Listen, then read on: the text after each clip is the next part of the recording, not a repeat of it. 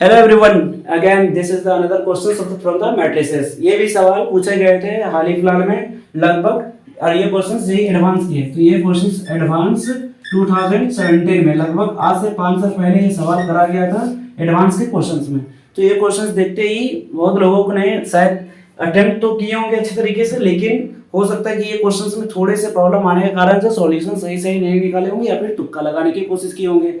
लेकिन ये सवाल बहुत ही आसान थे। इस सवाल में थोड़े बहुत कॉम्बिनेशन का भी प्रयोग होने वाले हैं और उससे रिलेटेड जो भी थ्योरी होगा मैं यहाँ पे कंसेप्ट कोऑर्डिनेट पे मैं डिस्कस करूंगा। ये सवाल एक बार देखते हैं। How many 3 by 3 order matrices, this is not a matrix, this is the matrices. कितना मैट्रिसेस ऐसे क्रिएट कर सकते हैं?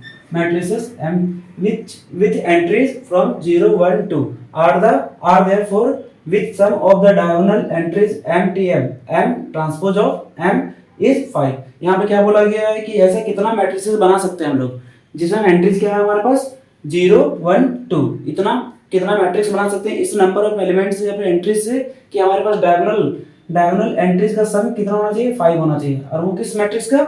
m का ट्रांसपोज m के मल्टीप्लिकेशन मैट्रिक्स के साथ। तो हमारे पास ऑप्शन दिए हैं, इसके बेसिस पे हम लोग इसका आंसर फाइंड कर रहे होंगे। तो देखते हैं ये सवाल बनता है कैसे। नॉर्मली ये सवाल को बनाने के लिए हम लोग क्या करेंगे, खुद से कंसीडर करेंगे एक मैट्रिक्स को। यहाँ पे हमारे पास लेट कर लेते हैं, let matrix m equal to 3 by 3 order का बोला गया है। तो 3 by 3 ऑर्डर को बनाऊंगा a b c d e f g h i, this is the 3 cross 3 matrix. और क्या बोला गया यहाँ पे हमारे पास m का ट्रांसपोज के साथ मल्टीप्लाई करना है। तो अगर ये हमारे पास मैट्रिक्स m है तो m का ट्रांसपोज क्या होगा, उसके बेसिस पे हम क्या करते हैं, row become column and column tends to row, मतलब रो कॉलम बन जाता है और कॉलम रो बन जाता है। तो यहाँ पे क्या हो जाएगा a b c d e f g h i, this is the matrix transpose.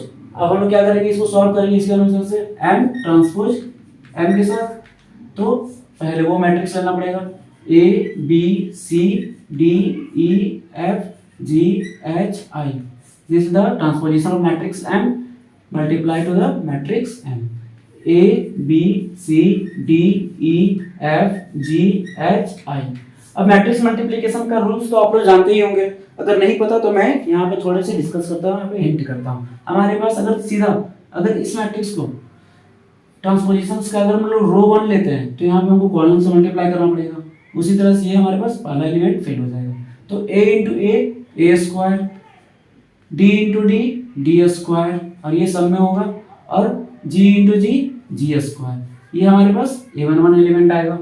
तो ध्यान से देखेंगे हमको चाहिए क्या, हमको यहाँ पे क्या बोला गया है, सम ऑफ द डायगोनल एलिमेंट्स। तो हम लोग क्या करेंगे, सिर्फ डायगोनल एलिमेंट्स को फाइंड करेंगे। तो डायगोनल एलिमेंट्स को फाइंड करने के लिए क्या क्या करना होगा, सो देखते हैं एक बार ध्यान से। ये हमारे पास क्या देने वाला था, a11 के पोजीशंस के अनुसार से हम लोग पास a11 फाइंड हो गया। अब देखते हैं a22 के लिए, क्योंकि हमको a फाइंड करना है 22 के लिए। तो सेकंड रो सेकंड कॉलम, तो यहाँ पर अगर हम ध्यान से देखेंगे तो सेकंड रो हमारे पास ये है एंड सेकंड कॉलम ये है। तो इसको अगर हम मल्टीप्लाई करें तो क्या होगा, b into B square, e into E square, h into H square. ये हमारे पास क्या हो गया, a11 a22 ऑप्टेंड। अब a33 की बात करते हैं। a33 देखिए ध्यान से कि हम कर क्या रहे हैं, ये एक तरह का कंसेप्ट कॉर्नर ही है। पूरा मल्टीप्लिकेशन को हम लोग नहीं करा, यहाँ पे समय कैसे बचाया जाता है उसके बारे में भी मैं डिस्कस कर रहा हूँ। तो a33 के लिए रो और कॉलम, 33 रो और 33 कॉलम, ये सब हमारा मैट्रिक्स मल्टीप्लिकेशन मैंने कितने आसान कर दिया। यहाँ पे c से मल्टीप्लाई होगा, f से मल्टीप्लाई होगा, और i से मल्टीप्लाई होगा। ये सब हमारे क्या, और ये हमारे पास क्या हो गया, एक मैट्रिक्स क्रिएट हो गया। ध्यान से देखें तो ये मैट्रिक्स ही दिख रहा होगा, अगर मेरे नजर से देख रहे हो तब, नहीं तो आप लोग सॉल्व कर सकते हैं। जैसे ये 0 0 नहीं होगा, मतलब समथिंग होगा कुछ। तो हम यहाँ पे क्या करते हैं, जिसका कोई काम नहीं है मुझे काम किससे, डायगोनल मैट्रिक्स के सम से। यहाँ तक क्लियर। अब यहाँ तक बढ़ते ही हम लोग क्या करेंगे, इसी मैट्रिक्स को आगे सॉल्व करते हुए चलेंगे। ये लिस्ट कर रहा हूँ, ये हमारे पास ऑप्टेंड हो गया कुछ। अब क्या बोला गया, डायगोनल मैट्रिक्स का सम। तो इसको हम लोग पूरा सम कर सकते हैं, ट्रेस ऑफ, यहाँ पे हम ध्यान से देखें तो ट्रेस ही करें एक तरह से, trace of m t m। Trace means होता है कि डायगोनल एलिमेंट्स को सम करते हैं। तो इसको हम पूरा सम करते हैं, a square b square plus c square plus g square plus h square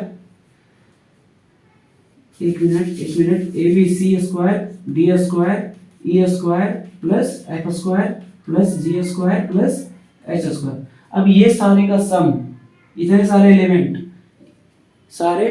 element का सम कितने होने चाहिए? लगभग हमारे पास 5 होना चाहिए। और हमारे पास एंट्रीज डेटा क्या है? एलिमेंट हम लोग क्या क्या एंट्री कर सकते हैं? 0 1 2 ऐसे हम लोग एंट्री कर सकते हैं। तो उसके अनुसार से हम लोग टेबल बनाएंगे, उस टेबल को हम लोग ध्यान से देखेंगे। यहाँ पे टोटल एंट्रीज वैल्यू क्या है? 1 2 3 4 5 6 7 8, 1 2 3 4 5 6 7 8। अच्छा, आई तो छूट ही गया, प्लस आई का स्क्वायर। यहाँ तक क्लियर? ठीक है, 9 हो गया।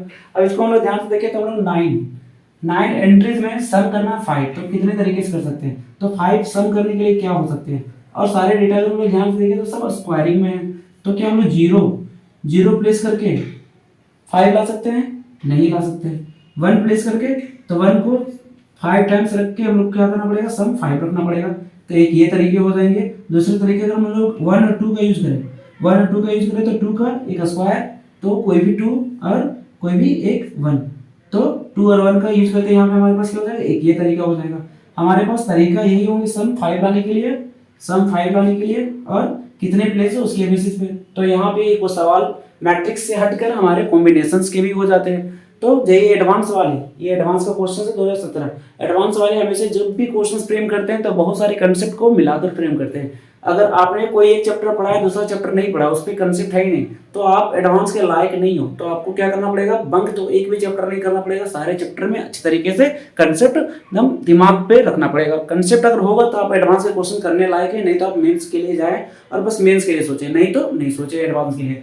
तो जैसे यहाँ पे देखा गया कि टोटल हमारे पास 9 पोजीशन है, और 9 पोजीशन में सम 5 रखने के लिए हमारे पास अगर देखें ध्यान से तो 0 से तो काम तो बनता नहीं है, 1 से काम बन रहा है। तो क्या करेंगे? 9 पोजीशन में से कोई भी 5 जगह पे क्या करेंगे? 1 रख देंगे। कोई 5 जगह पे 1 का स्क्वायर 1 ही रहेगा। ये 9 में से कोई भी 5 जगह पे 1 रख देंगे, और सिर्फ ये एक ही तरीके से हो सकता है। तो एक ये हमारे पास हो जाएगा केस 1। और केस 2 के लिए हम लोग क्या करते हैं? अगर हम लोग ध्यान से देखें तो कॉम्बिनेशन में जब लोग परमुटेशन कॉम्बिनेशन का कंसेप्ट करा था, वहां पे हमने क्या देखा था कि कब वहां पे किस अलग अलग केस में, इंडिपेंडेंट केस में हम लोग सम करते हैं, डिपेंडेंट केस में मल्टीप्लाई करते हैं। तो यहाँ पे इंडिपेंडेंट केस बन रहा है सम के लिए। एक हमारे पास ऐसा केस बन रहा है जिसमें क्या है, कोई भी दो पोजीशन पे क्या करना है? एक जगह पे 1 रखेंगे और एक जगह पे 2 रखेंगे, एक जगह पे 1 और एक जगह पे 2। तो ये सिर्फ एक ही तरीके से होगा, लेकिन हम लोग क्या करेंगे? पोजीशन उलट फेर कर सकते हैं ना, पहले 1 पहले 2 या पहले 2 या पहले 1, उसके अनुसार से। तो क्या करेंगे? इसको 2 फैक्टोरियल से मल्टीप्लाई करेंगे। दो अलग अलग तरीके से कर सकते हैं। अब ये करने के बाद हमको सॉल्यूशन चाहिए। तो सॉल्यूशन निकालने के लिए हम लोग कॉम्बिनेशंस का फार्मूला लगाएंगे, सटीक लाना चाहिए आंसर।